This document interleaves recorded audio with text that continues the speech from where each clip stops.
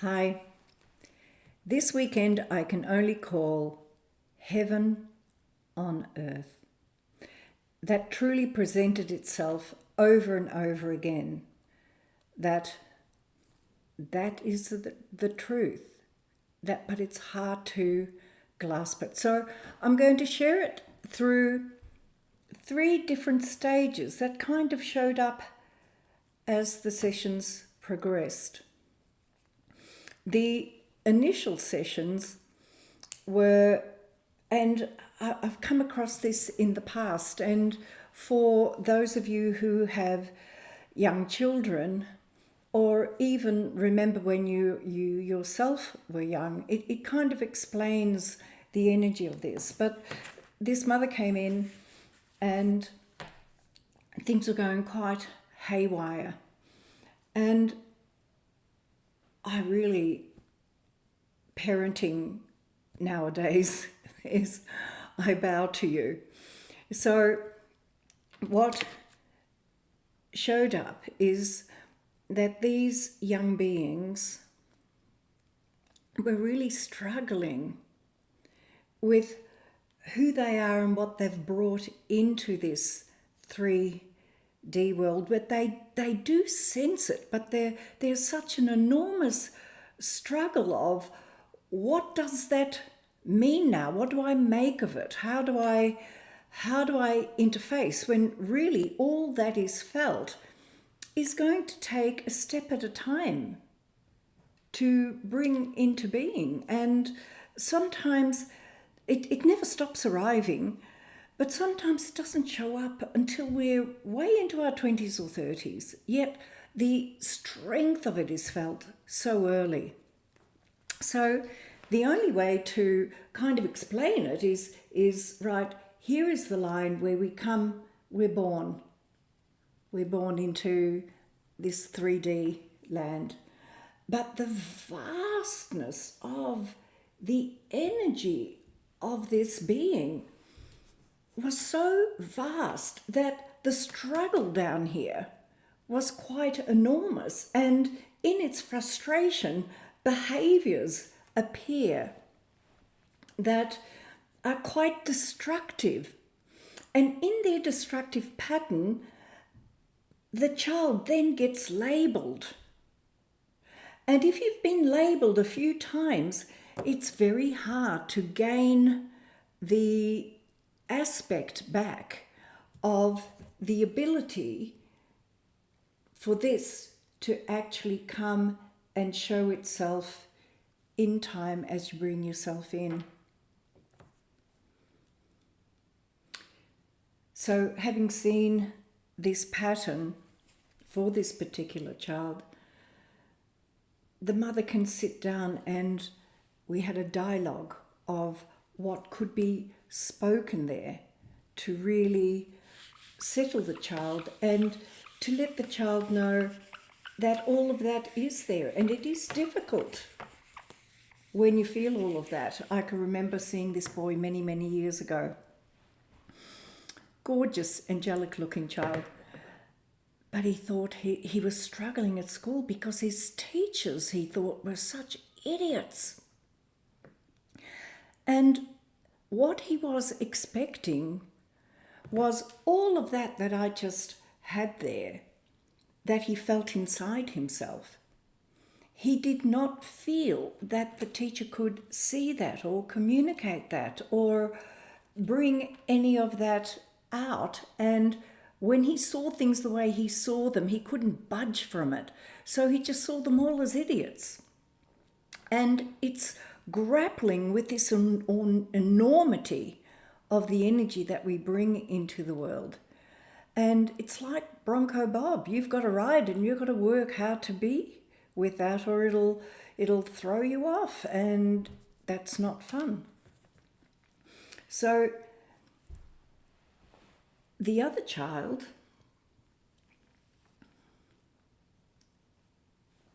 had a different pattern, but the pattern is just as difficult to comprehend when we are here. And the other's child energy was so, so vast, like a Buddha energy, and greatly loved by all, but couldn't feel it himself, because in that unconditional, beautiful, loving element that he exudes, he did not feel capacity. Like, what do I do with that?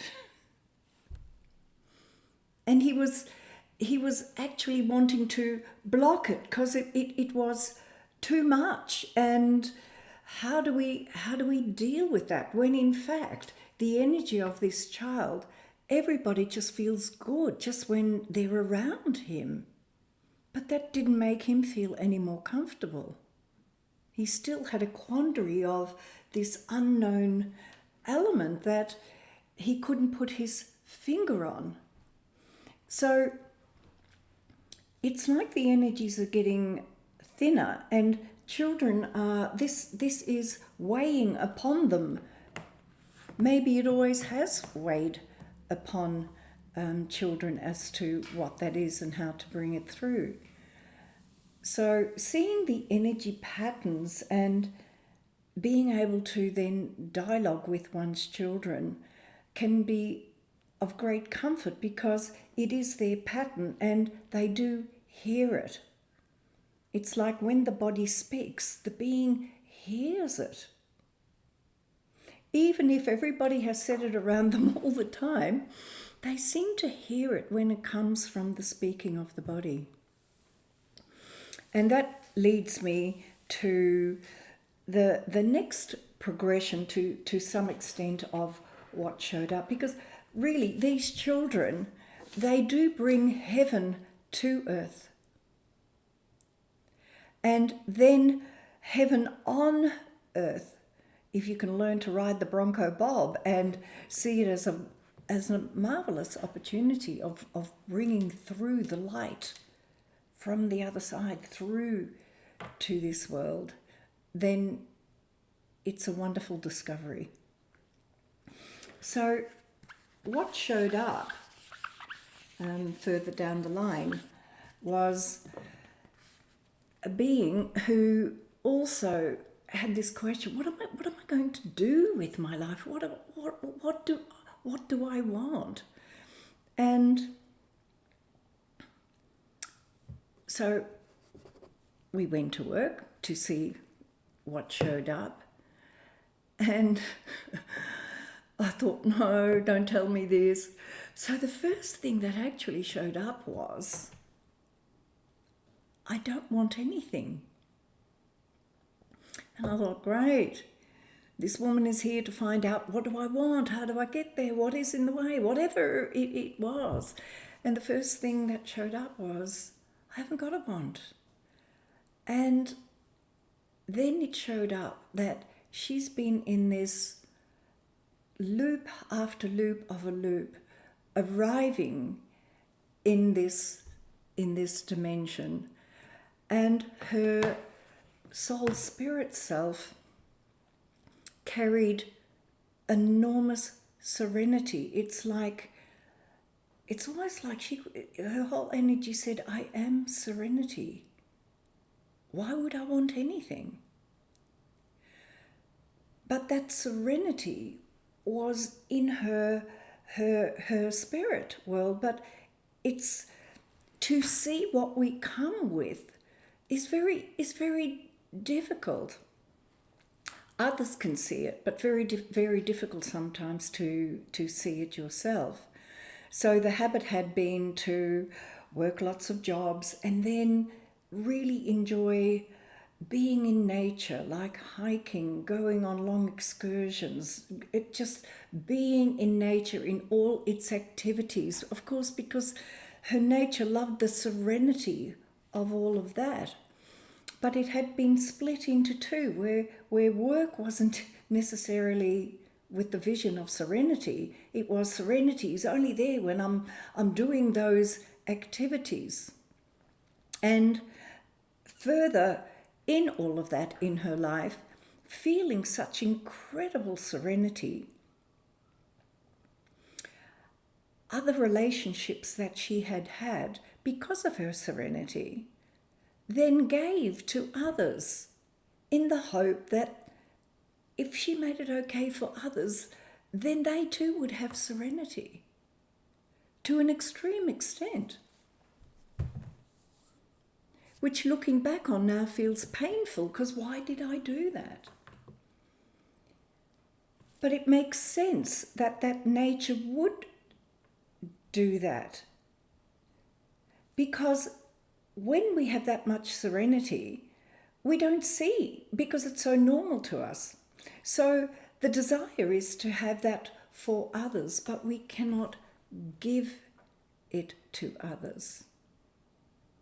And in fact, it becomes enabling that you become the supplier of constantly making it okay instead of them finding that for themselves.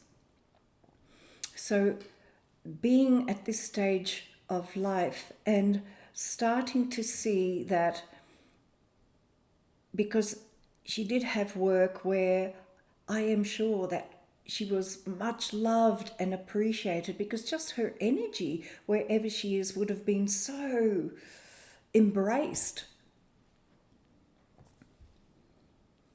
But sometimes that's not seen by the being itself. So to move forward is to be able to connect with the serenity, make choices in serenity. And the only way to really do that, because the mind now has so many stories and has such a loud voice, that the serenity becomes disturbed by the questions and by the prodding, when in fact that serenity felt by others and appreciated by others can get destroyed by that voice. And sometimes we need to have the exercise of telling the mind to shut the F up continuously. Shut the F up. Go sit in the corner. Be silent. There was one session this weekend where the mind actually didn't want to know anymore. And it was just at that time when the spirit finally felt really relaxed. And in that space of self and relaxation that the spirit was starting to feel very comfortable at, it's like it took so long to kind of get there, and it was such a lot of work that when the next bit came, the mind just said, I don't want to know. I don't want to know. I don't want to go there. I don't want to know. But it was the very time that it needed to actually see clearly the clarity in her, and to not pretend to communicate or put it in a nice package or fluff around with it in the hope that they're going to understand it. It was very clear, no mistake communication was needed. And in the process of realizing, yes, it's really not that hard, I can see it clearly, I just need to speak it clearly. And then the mind entered into the piece with the spirit and felt empowered in going forward in life. And then that becomes heaven on earth, because you finally can see yourself and how to speak and how to see and how to then continue with the best for all in moving forward. Which leads to what I want to finish with, which really was a falling into heaven on earth and actually realizing it. And in the realizing, these little tears actually started to fall in the recognition of the truth of it. It was beautiful. So how that showed up was, I've spoken several times before how this tornado, and how being the stillness in the storm. Wouldn't that be wonderful if these children understood that all of that energy was there to excuse me, unwrap and to bring through and to be in the stillness of the storm? Because these are just patterns over and over again that we have in life as we actually continue to grow, as we do that circle again, and then we see different nuances, like reading a book, and every time you read the book you see different things, or watching a film you see more on the second round. And what showed up here was, if you can see this pattern, but see it as viewing from above, to be at a place where you can view from above. Underneath is the spiral going to the dot, but you're not in the tornado anymore. You're actually seeing the whole of it and observing how much can be done and can be enjoyed and can be experienced in the growth of self. Because that itself then becomes heaven on earth. It's in the seeing, in the observing, in the realizing, in the consciousness. And then what showed up as a flow on from this, because a lot of the times that sessions have been held over the last few months, it's been a lot of downloads, like, it's not interested in the mind, it's not interested in the past. Have a look at this new download of moving forward is of the interest. And this time it said, no download. And it showed that wonderful pattern of the vortex.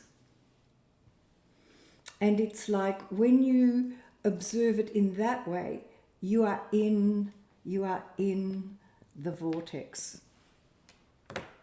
And when you're in the vortex, it's a sense of becoming and a sense of all that can come from that connection of being in the vortex. And it was interesting because when that showed up, all of a sudden it appeared like the image of a chipmunk with all these nuts in its little cheeks, and it's like, this is too much to digest. And it's like, okay, a better way to look at it as digestible is to see a buffet. All of that is in the buffet. And the buffet never disappears. And it's not like we can eat of the buffet, because then it's like, when the appetite is there, you can go to the buffet and pick from it what next is to be enjoyed. What a lovely analogy. And fully digested. So quite a weekend. And it is heaven on earth here. It all depends how these two align, and this forward moving and not disturbing yourself with how others see, how others think, how others behave. Many see others as disturbing and as rude. They're not quite disturbing or rude, they're just not where you are at. They haven't got that capacity of maybe kindness or the ability to not be rude as a go-to. Others may not be there. It's actually not personal.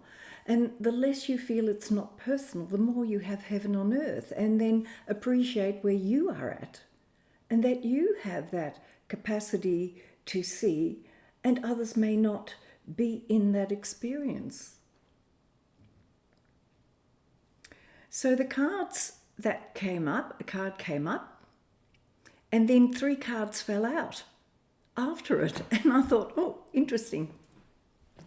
So the card this week is communication. What are you saying or not saying? Are your communications clear? Not all communications are verbal. Now is the time to communicate your thoughts and feelings. Speak your mind clearly so as not to be misunderstood. Be inspired as you communicate on all levels with yourself and other energy beings. And the 3 cards that fell out were to communicate with enthusiasm, with integrity, and the energy of wellness.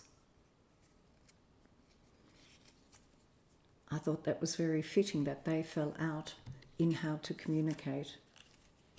Much love. Hope there were some insights there, and may you have heaven on earth. It truly is here.